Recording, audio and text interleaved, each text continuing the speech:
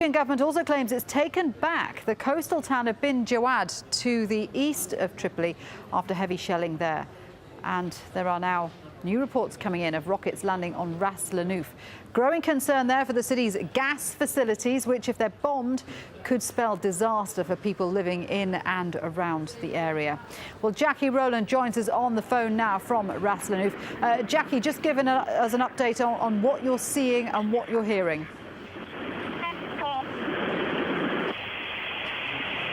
Overhead.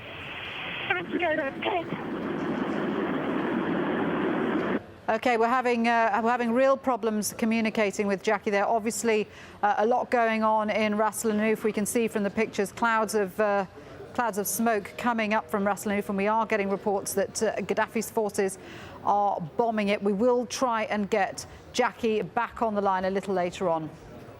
In the meantime, let's get the latest developments from Lawrence Lee. Whether it's accurate to call what's happening in Libya as civil war is open to debate. What's increasingly beyond doubt is the incoherent way in which both sides are acting. At least the opposition, both politically and militarily, are prepared to accept their weaknesses. Many of these men, however brave they are, have little knowledge about the weapons they're using. And faced with air supremacy from Gaddafi's forces, are increasingly taking casualties. Rebel commanders, some of whom switched sides to back the opposition, are complaining about fighters rushing around, seemingly unable to take orders. Down that road must lie disaster for the rebel movement, however enthusiastic they sound. Where is Gaddafi? We want him here where we're fighting. Gaddafi is sitting in his control room. This is game over, Gaddafi. We really want you to just leave Libya and save us from all this bloodshed. Let the young generation rebuild Libya from scratch. Nor can Benghazi's political opposition really be blamed for its internal issues, given that for the last 2 generations there's been no such thing as open debate in Libya. But the problem was certainly highlighted by the confusion over whether or not they'd really offered Gaddafi an exit from the country, first claiming and then denying it. Our demands are as clear as the revolution. We are not negotiating at all.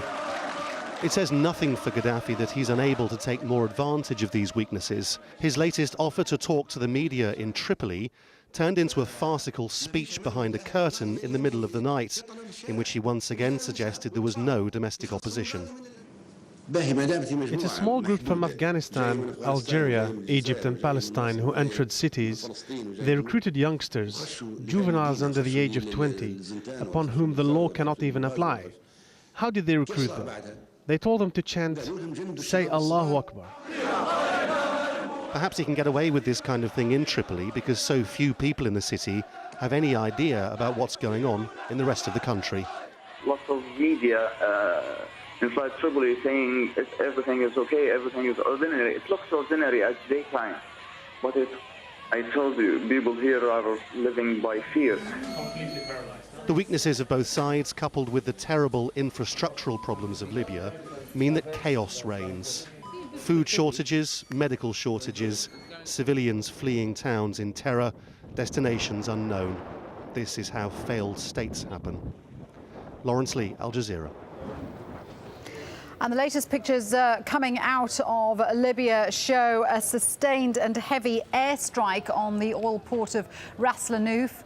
These are live pictures. You can see huge columns of black smoke rising. We're told that there's heavy artillery being heard and that Libyan Gaddafi forces warplanes have been bombing the city. Now, there is major concern about what would happen if the gas plant there is bombed. We're told that it could create a gas cloud which would spread for miles and could prove fatal to anyone who came into contact with it. You can hear there the artillery being fired. And we're also told that people are fleeing the town. I think we've got Jackie Rowland back on the line there. Jackie, just tell us what's happening. Yeah, the situation at the moment, as you can probably hear, I mean, I am right next to the picture that you are looking at, and the warplanes are continuing to circle overhead. The rebels are firing back all the time. You can hear the heavy guns firing, the anti-aircraft fire. The tall plumes of smoke you can see, we believe, are from an oil facility slightly to the west of Ras Lanuf. But what we're looking at now, what we're hearing now, is one of the most intensive repeated sorties by Gaddafi warplanes. There were 6 airstrikes on Tuesday. Earlier on, we heard warplanes overhead. It seems at the moment that the Gaddafi Air Force is very much concentrating on these junctions. There's a big junction to the entrance of the town of Ras Lanuf, which is the rebels' most forward point at the moment. Yeah, there was some concern that Gaddafi might actually bomb his own oil facilities. Does there seem to be any suggestion that he's targeting that? Well, obviously the oil facilities are very large, and you can clearly see them from above. The fact that this is such a persistent, thick, black cloud of smoke suggests that this could well be oil that's burning beneath. Normally, when we've seen other explosions, what you see is a big ball of sand, essentially, that goes up into the air because a lot of the bombs have been landing in the desert. And this time it's a plume of black smoke, and it's continuing to burn. Something seems to be on fire there. As I said, the planes just keep circling. We just hear them coming overhead again and again. Yeah, I can hear lots of people shouting behind you. Presumably they're the opposition fighters. What are they doing? Yeah, the opposition fighters, understandably, are extremely panicked, and they're dashing around at the moment. And you've heard repeatedly over the last 5 or 10 minutes those heavy anti-aircraft guns that are being fired. Both close to me, there's gunfire very close here, but also there's heavier guns, surface-to-air missiles being fired off some distance from us. We can hear the booms in the background. We were a short while ago actually at the entrance to the town. We're maybe 50 or 100 meters from there now. There is a lot of anti-aircraft equipment in position at that junction. I think the problem for the rebels is when there is such a congregation of equipment and people and vehicles in one place, this is a very attractive target for warplanes circling above. And what about you, Jackie, and other reporters? I mean, are you in? Do you have any kind of protection? What are you doing? How are you positioned? Well, at the moment, we're huddling behind a wall. I mean, we're basically, we're very close to the camera, so we're close to this position. There are some low-level buildings here with walled yards, and we are basically sandwiched between the walls of the building. But the problem with planes is that you never know when they're going to drop their payload. So we are certainly sheltered from any kind of gunfire, but if a bomb drops, it really depends on where it drops. We're taking the best shelter we can at the moment just by huddling down low, close to these walls.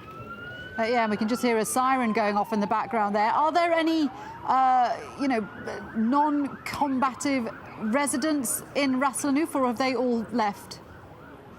Ras Lanuf is deserted. I mean, what you can hear going down the road, there are ambulances now dashing down the road, heading west.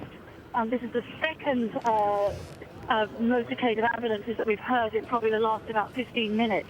Ras Lanuf as a town is completely deserted. The civilians have fled. The only civilians there at the moment are the doctors working in the hospital.